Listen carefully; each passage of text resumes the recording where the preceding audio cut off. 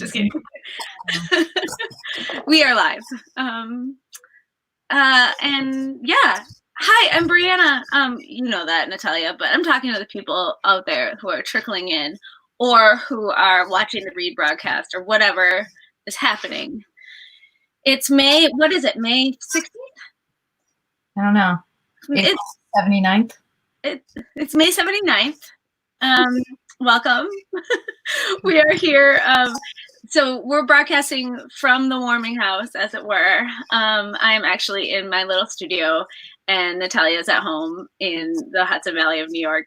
And we are broadcasting every day in May at 4 o'clock. 4 o'clock Central, that is. And we decided 4 o'clock because it's our 4th birthday. And also, like, who's live streaming at 4 o'clock? I don't know. Someone. Maybe Dan Byrne. I feel like Dan Byrne is like streaming 4 p.m. whenever they wanna. He's streaming so much. It's incredible. I love his songs. He seems to be having a good time. But yeah, he's a lot. So it's our fourth birthday. The warming house is, in case you don't know, the warming house is a small listening room in South Minneapolis. We seat about 40, 50 people, and we're in the basement of a bike shop. We do 100 community events a year that are free for folks, and then about 150 shows a year. Yeah, so we host like at least 300 musicians a year, at least. And we had to shut down in mid-March, just like everybody else. And now we're just trying to figure out how to be a community on screens. It's good times. This is not what we went into this business for, is it, Natalia? But I feel like we got to do what we got to do, right? We're an innovative bunch, that's for sure. Yeah, innovative and resilient. It's been amazing watching people. So we're going to start today. We're here with Natalia. She's awesome. I'm going to interview her a little bit, and then she's going to play some songs. And sometimes I had this intention of like booking bartenders as well, but I just didn't get my shit together. Like a bartender would like make a drink for us. Yeah, some good old water. Good. Bring me another. Mm-hmm. But we might still do that. There's still like half a month left, maybe. This is a very ambitious undertaking every day. And you're doing it every day? Every day. Well, yeah. John's helping out. John's one of the founders of the warming house, so he's interviewing some folks too. I think it's hilarious that you said this is a ambitious undertaking because Natalia was responsible for Shut In and Sing. And 2 days off a week. Yeah, and it was like multiple musicians a day, and just an insane amount of logistics. Do you want to tell us a little bit about that, or like rattle off your totally impressive stats? You raised like I love that there's the occasional cat tail on your back. Oh, there he is. She's not usually allowed back in my studio, so she's like having a field day. Yes, I haven't memorized it yet, but it's Shut In and Sing was an online virtual festival. And we hosted 163 plus musicians because we didn't count every duo or guest performer or whatever. 37 shows over the course of 8 weeks. We sold 6,673 tickets and we made $69,000. Yeah. So cool. And we spread that money around to all the artists, and people had the public had the ability to buy tickets or just like jump in and tip or whatever. You could buy tickets for as little as 10 cents or something? Yeah, we'll stage it. You have to buy what they call notes on there. And so you buy, I think the minimum that you can purchase is $5, and then you can use it for whatever you want. So you can purchase a ticket to the show, and then you can tip within the show. Right. I could use my $5 to tune into Dan Byrne, for instance. I think his stuff is free, but all on Facebook. Yeah, it was this sort of socialist folk model of the musicians on each show. There was 4 a day, and then 6 on Sundays, and the musicians for each set split the tips that came in, but the whole kitty from the whole thing, the first 4 weeks went to the first 4-week performers. Second 4 weeks went to the second 4 weeks. And that idea came because I thought this is the time when we got to share what we have. We have to share our resources. And the folks that jumped in right away really understood that. Folks who know that they've had access and a lot of opportunity, and right now have enough. And so they know, that also cross-pollinating, and the fact that, 5 new names on your mailing list or 5 new streams on Spotify makes a difference for the independent artist. And the bigger name acts know that. Not all of them, but the ones who got it. So I was just overwhelmed. I still am, just at the generosity of people showing up for the independent community of, like you've been saying, the hardworking musicians that we've been out there, trudging around the country for these many years. Oh my gosh, let me tell you. For those of you who don't know out there, I was a touring musician for a long time. I actually decided to take a break this year, which I'm grateful for, because I'm grateful that I don't really need to learn how to do this streaming thing well right away out of almost necessity. I don't envy folks trying to figure out OBS or whatever, and trying to make their sound good. But I am grateful for audience members being so patient with sound and AV, and just all these little notes coming into email that are like, we love that you're doing this. Everybody's just happy to connect, which is so cool. There's some people out there, but we won't go to the yeah, no, I am finding that, folks who really belabor their sound and they're freaked out about whatever. It's like, it just kind of doesn't matter. It's all about these moments of connection and the closest we can get to actually gathering as humans need humans. So, I think even introverts, there's something about being, most performers are, which is this really strange thing, but yeah, isn't it? Yeah. Yeah. Well, we need to regenerate in some ways or something. We're so weird that we can only have a one-way conversation. If I'm in control, everything's fine. No, but we've been at this for so long. I was just about to say, I was trying to think of, I don't know when I first met you. I think it was, I know. Okay, ready? I first heard a song of yours when an ex of mine put it on a mixed cassette tape. So gay. I'm sorry. Okay. I don't remember which song it was, but if I heard it, I'd be like, what? I never loved you anyway. Damn you. What? I don't know. I really don't know what song it was, but if I heard it, I'd totally be like, oh my God, it was that one. I think I heard one person put it on the mix for you when you were still juntos. Yeah. Yeah. Okay. Well, maybe that's some charm. It was great. It was lovely. And then I think I didn't actually meet you, but I first saw you play, and I can't believe I remember this, but at Ellis and Terry's wedding show at Bryant Lake Bowl. Do you remember that? Of course. Oh my gosh, you were there, and I was like, hey, that's her. That's the one on the mixtape. I always thought we met through Julie Lloyd. Yeah, well, Julie Lloyd was the ex that yeah. put the song in the tape. And it gets gayer. Yeah, she actually did a show. She quit for a long time. She's a mom of 2 and all that, and she actually did a show for us last week, and it was just so good. I saw that. It makes me so happy. Yeah, me too. I feel like it just, if you're a songwriter, it just never leaves you, Yeah, absolutely. I think it'd be weird to just hang up. Yeah, you don't need an audience or need a touring schedule to know that you're what you are.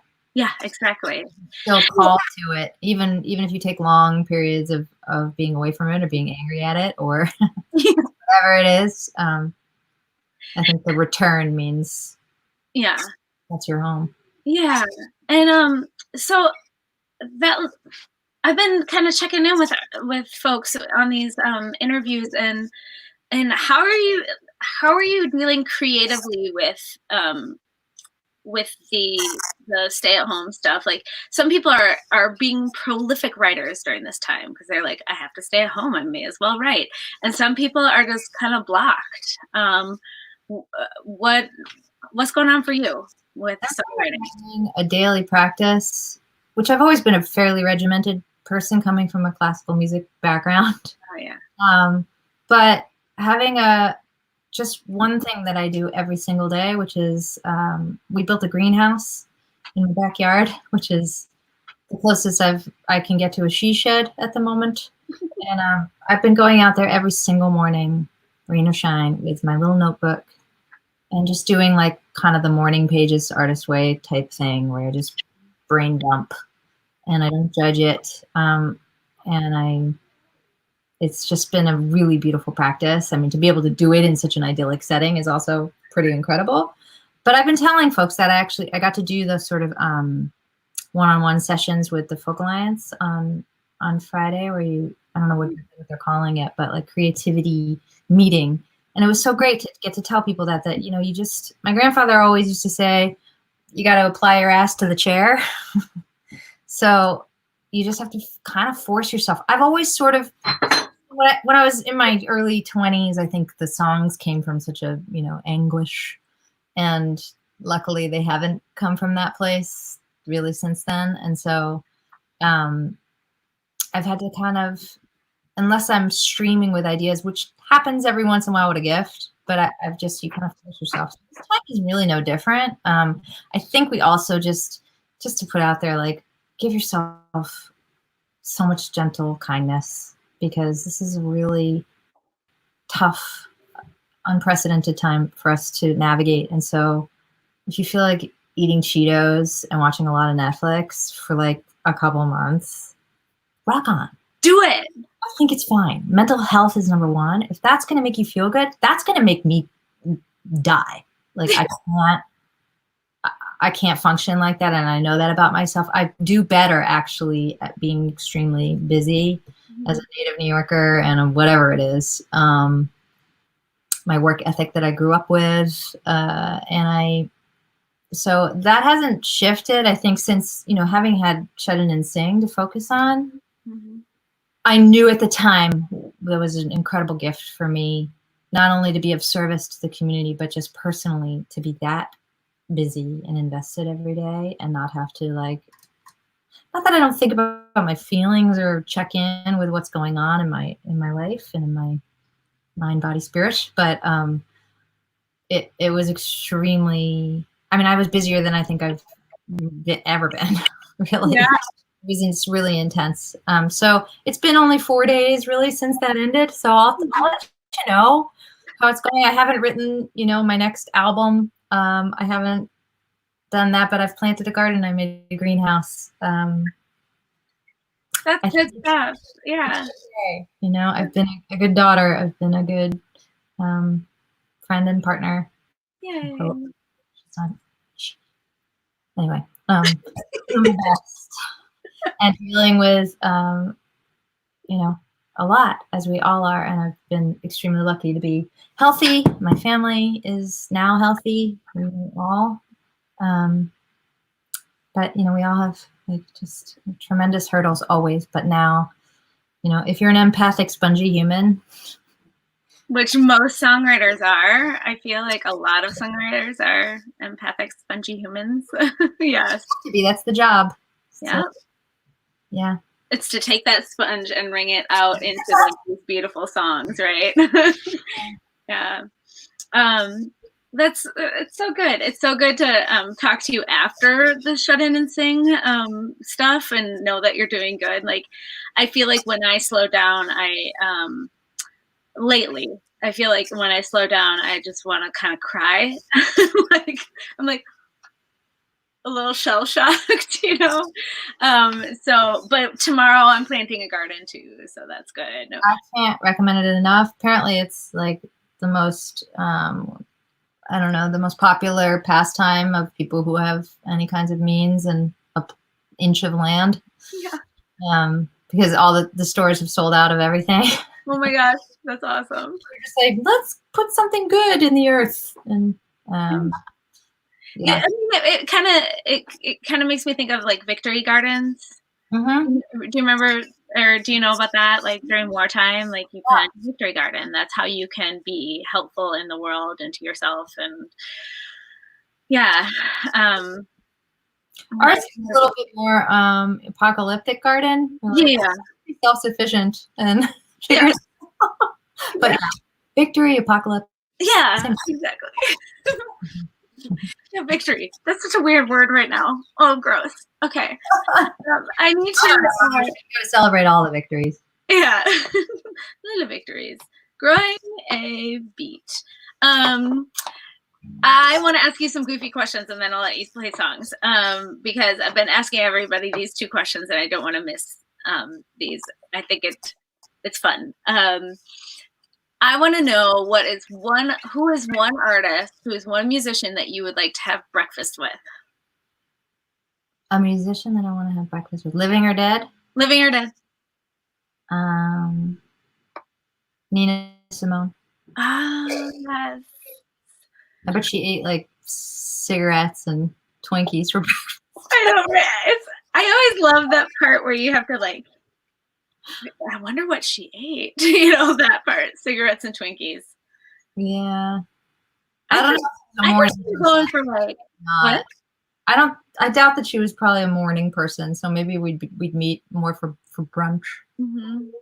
As most musicians, I feel like I should just change the question to brunch because here.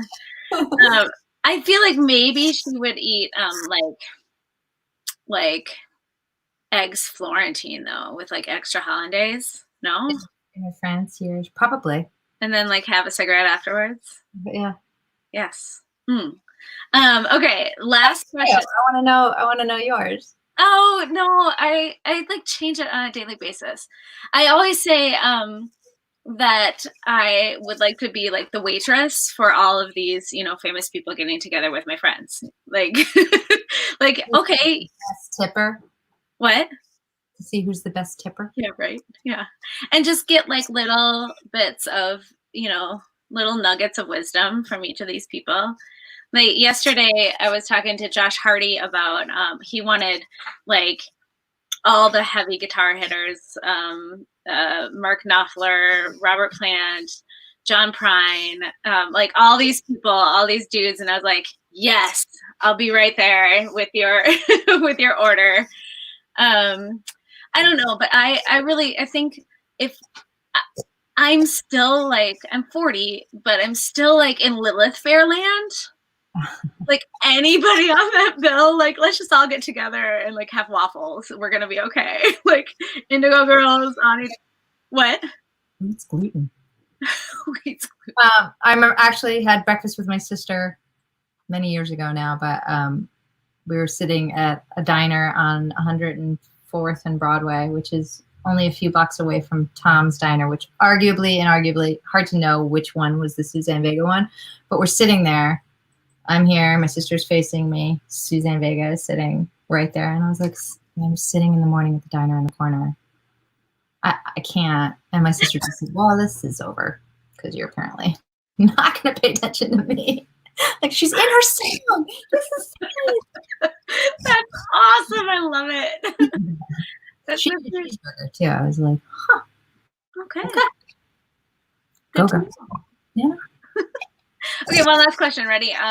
What is the first piece of music, like CD, tape, record? What is the first piece of music that you ever bought? So we only had classical music in my house until we had a record player. My sister and I got our own record player, and we got Thriller, Men at Work, and Toto all at the same time. And they were on constant rotation. Bam, bam, bam. That's awesome. I love it. I feel like I can hear all of those records and lots of classical music in your. And then I got my own Walkman, like that yellow Walkman with the click click thing. Yeah, and I had the Temptations, Gladys Knight and the Pips. I'm such a loser. And Xanadu soundtrack. I really like Olivia Newton-John. I can see like bopping around New York, just like that's awesome. My mom used to play that song, "My baby takes the morning train, he works from 9." She would put it on every afternoon and we would dance around the living room. I listened to it recently and I was like, well, this is the most anti-feminist. This woman is waiting in a sad state until her man comes home. Until her man comes home. He works. She waits at home. When he comes home, her life is complete. Aww. And my mom played that. My mom, my sweet mom. She probably didn't even ever listen to the lyric. She liked to bop around. It's fine. I'm gonna let you play songs. This has been a lovely conversation. I love this. Like, I feel like all of my interviews are getting longer and longer each day, just because I love talking with folks and just like checking connection, no matter how it comes. What? We need connection, no matter how it comes. Exactly. Just real quick, I'm gonna remind the folks that are watching. So this is on Facebook and on YouTube. We're going to keep them on YouTube for a while. So if you missed the beginning of our conversation and my cat wandering through the scene, you can watch this again. We are here. We are putting these up for free, but tipping and donating is encouraged. We split all the proceeds with the artist 80/20 in the artist's favor, of course. So I'll put up some links in the comments. There's some links in the description of the show too. Hello, Norm, Hamami, and Oscar. We can see the comments, but we can't necessarily see who's popping up to watch. So please say hello and where you're tuning in from. The Warming House will be here every day with new music at 4 o'clock every day in May. 4 o'clock Central, that is. And my cat is crazy. And let's see, tomorrow we have Nikki Pepper, and I don't have the schedule memorized from there. So, hello from Sioux Falls, South Dakota. Yay, cool. So Natalia played at our little tiny venue 2 years ago. I can't believe it's been that long. We are so excited that you are here with us, celebrating May with us. And please welcome to the stage, Natalia Zuckerman. Thank you. I love, gosh, the Warming House is so aptly named. It really is such a warm, beautiful place. And it's this just gorgeous little wooded secret in a basement, and kind of feel like I'm in my own little wooded secret. So I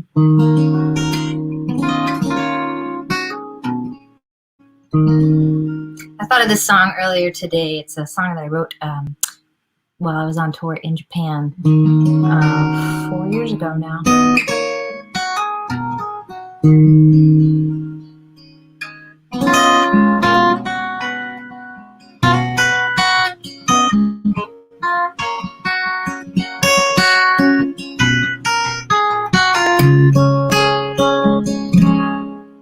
I met a monk who was wearing a no nukes t-shirt, and the distance between us, student and teacher, was a whole gray sky and a winged creature circling just above.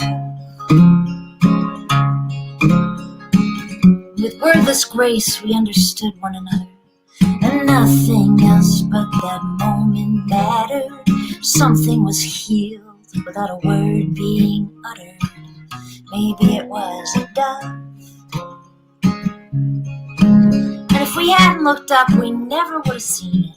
And the world would go on like it will without us in it. That's just a thought, and that thought won't let me keep it. It's just timing and luck. Your luck and pain and sorrow and forgiveness, being awake enough in your own life to be a witness. do one better than before, and not to waste this precious life.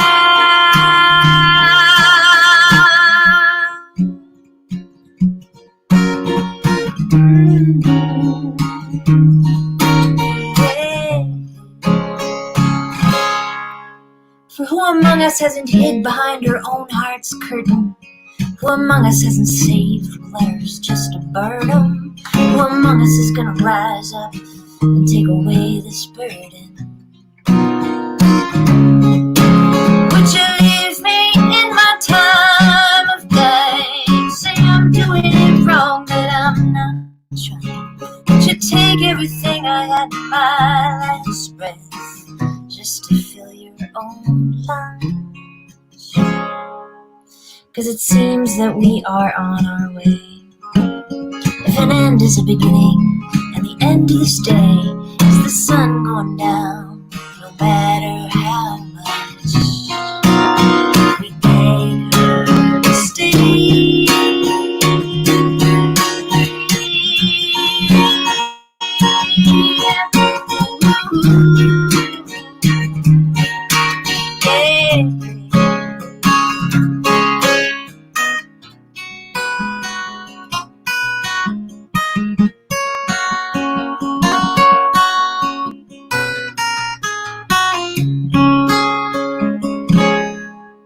I met a monk who was wearing a no nukes t-shirt, and the distance between us, student and teacher, was a whole gray sky, and a winged creature circling just above.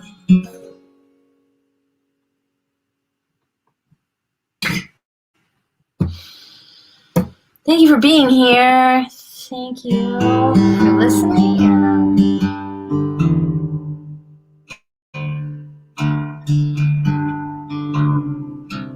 When I was at the warming house, I know I was about to start performing my one-woman show called The Women Who Rode Away. Songs, stories, and portraits about women who have defied and defined categorization over time in my own life and in history. And this song is one that I wrote by, for, and with Edna St. Vincent Millay, the poet who she was born in 1892 in Maine and lived for many years about 40 minutes from where I'm currently living. And I got to go visit her beautiful house.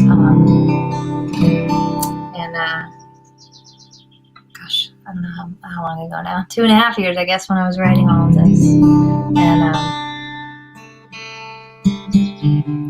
it was just such an amazing place to palpably feel her there. And you enter into this small room when you take the tour, and you stand at the bottom of this really steep staircase, and there's like riding boots in the corner, low ceilings, wide wooden planks. Nothing had been touched or moved since she died.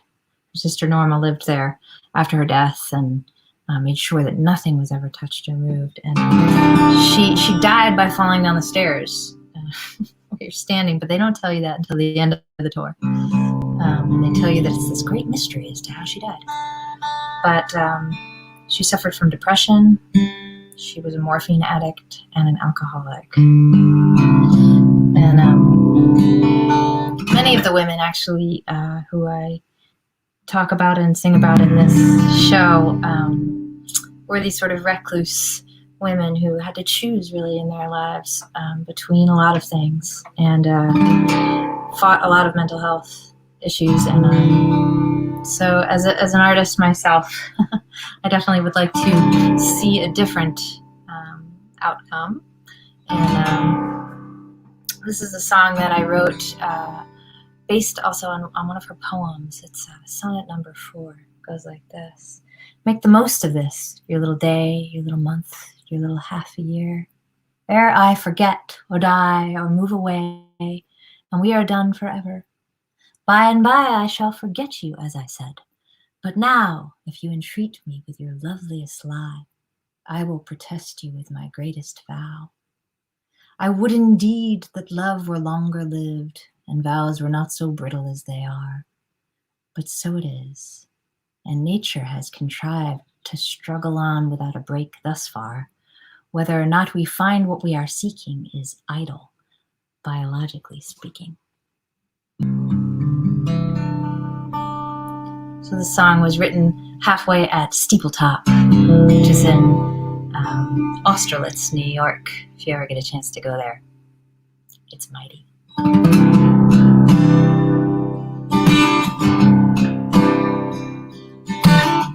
Broad field, bright flower, long white road. My feet to follow, my heart to hold. No one speaks to me. Can you? No one speaks to me. Old Bill, gray shipyard, New England, where winter is king.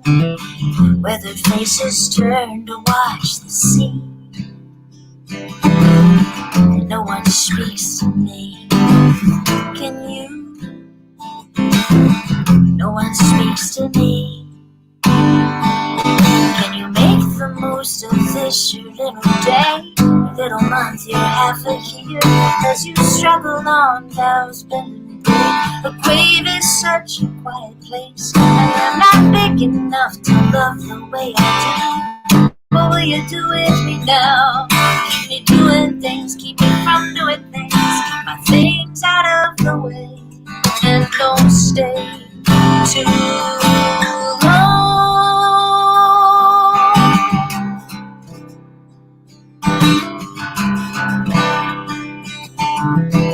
Red hair, green eyes, his stubborn mouth and chin.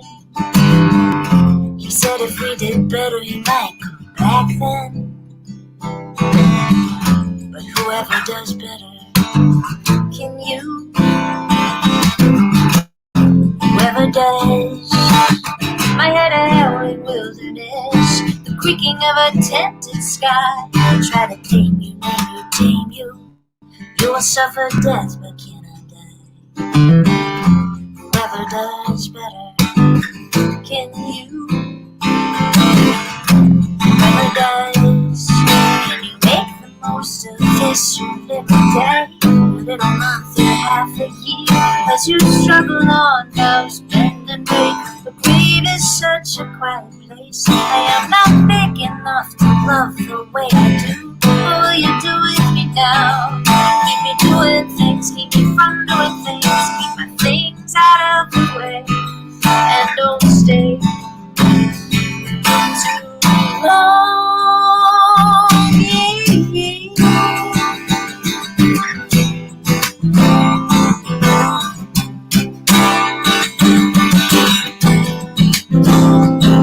It is a wild thing to live out on the edge of everything. Make the most of this, your little day, your little month, your little half a year. Struggle on, bend and break. A grave is such a quiet place. I am not big enough to love the way I do. What you gonna do with me now? Keep me doing things, keep me from doing things, keep my things out of the way. No one speaks to me. Can you? No one speaks to me. Can you?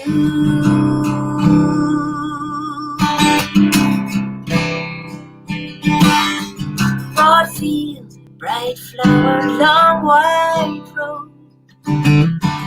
My feet to follow, my heart to hold.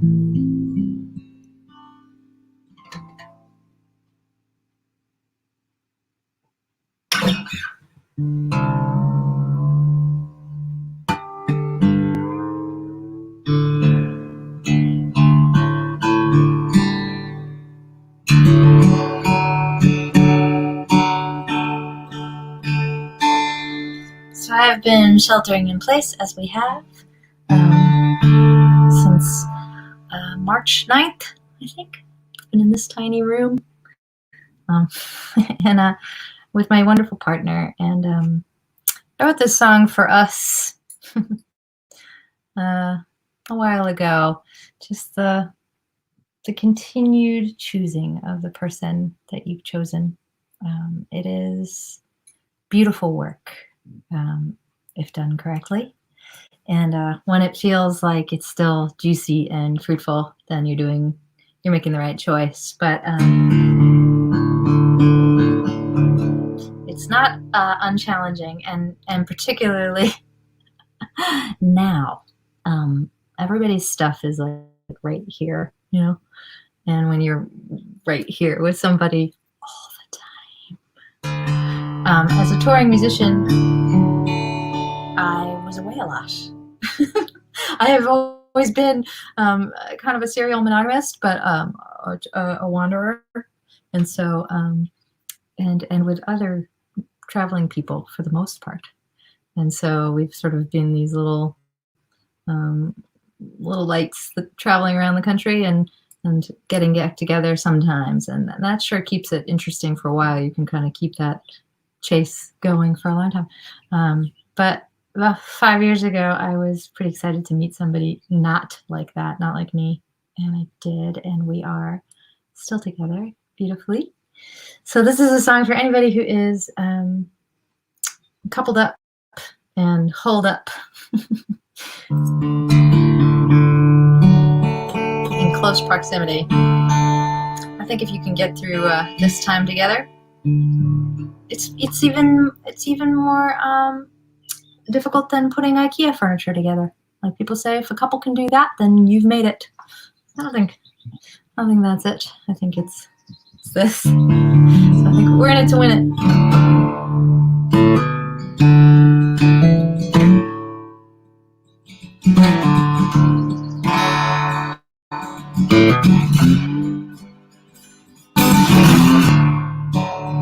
For the sake of July, stargazer, lilies, and fireflies, I'm gonna stay here with you.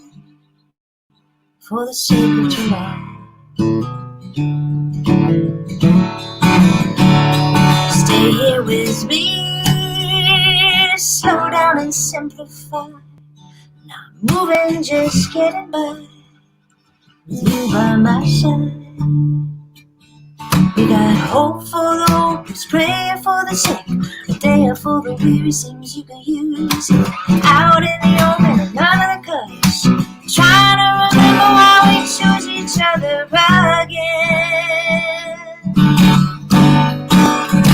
For the rest of our lives, or at least until the morning light, I'm gonna stay here with you, I'm gonna hold you tight. You are my home, you are the marrow of my bones. I know you'll never really leave. From dance floor to eulogy, we got hope for the hopeless, praying for the sick, a day out for the weary, seems you could use it. Out in the open, under the covers, trying to remember why we chose each other again. Again and again, calling tree trunks with our stories, your initials in my heart. It's where we end, where we start.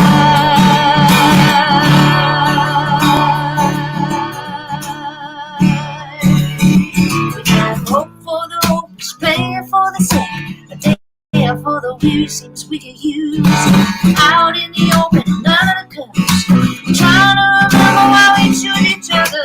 Hope for the hopeless, praying for the sick, a day for the weary, seems we could use it. Out in the open, none of the covers, trying to remember why we choose each other again.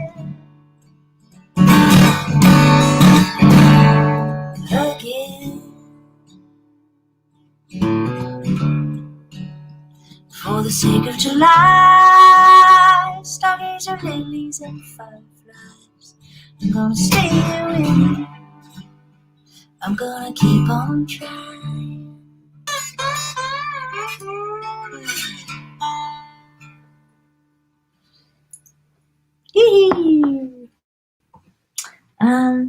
So I'm gonna play you one more, and thank you so much, Brianna. Thank you so much, and please tip generously. This is a split in favor of the artist, but really trying to support these beautiful venues that have been homes to us.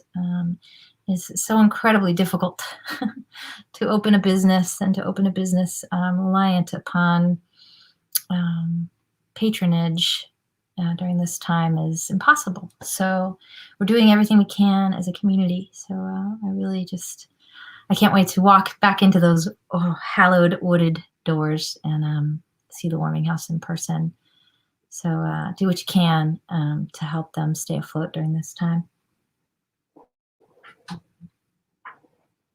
I a lot of crap over here. This is sort of my all-purpose room, guest room, although we haven't had one of those in a while. But at the beginning of January this year, I recorded a new EP. It's called Where We Begin. It's available at seeker7. It's backwards. Seeker7.com. And this is myself and Lisa Ferrero. And I'm so happy that we did this when we could. I think that we felt this sort of urgent need to put this music out in the world. And I'm so glad that we did. It's really heart-forward, spirit-filled music. So this is one of the songs. I'll leave you with it. It's called You Make Me Feel Like Spring. And since it's the 87th of April, I figured I'd play you this one.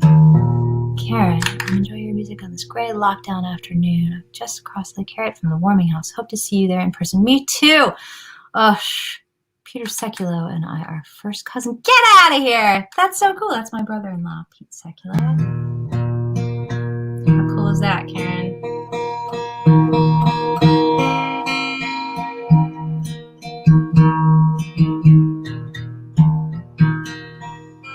And we wrote this song actually based on a poem, based on a Mary Oliver poem. So I'll read you that one first. It goes like this. It's called April. I wanted to speak at length about the happiness of my body and the delight of my mind, for it was April, night, a full moon, but something in myself, or maybe from somewhere other, said, not too many words, please. In the muddy shallows, the frogs are singing.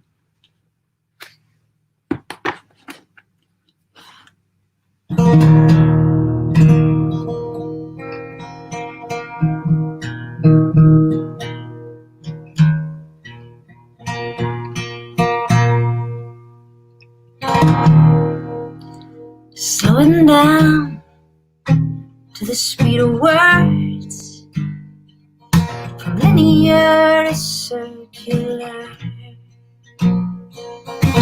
You in your colorful dress, whispering all kinds of pink secrets. A surprise when she returns, wild, restless, and yearning. From icy white to vibrant green, we emerge. You make me feel like spring with your wildly becoming. If April has me reeling from my boots to my ceiling, May might see me burst into flames. Secret in full view, pure light blooming. My heart's no fool. You've got me dancing to a brand new song. We sing along to the wind.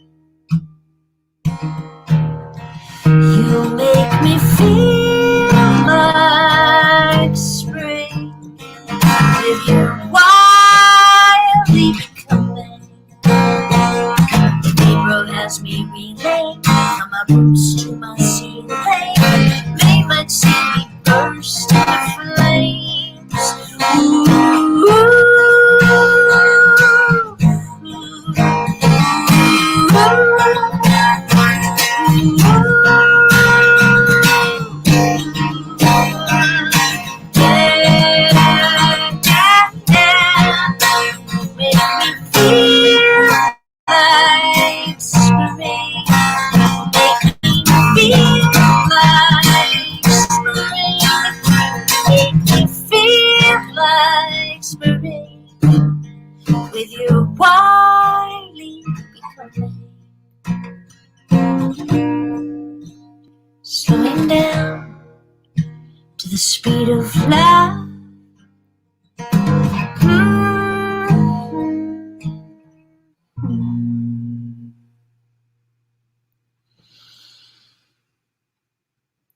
Spring is doing its thing out there, and I'm going to go join it. Thank you so much, Brianna. Thank you. And thank you to the beautiful warming house. I can't wait to see you again. I'm going to leave the studio.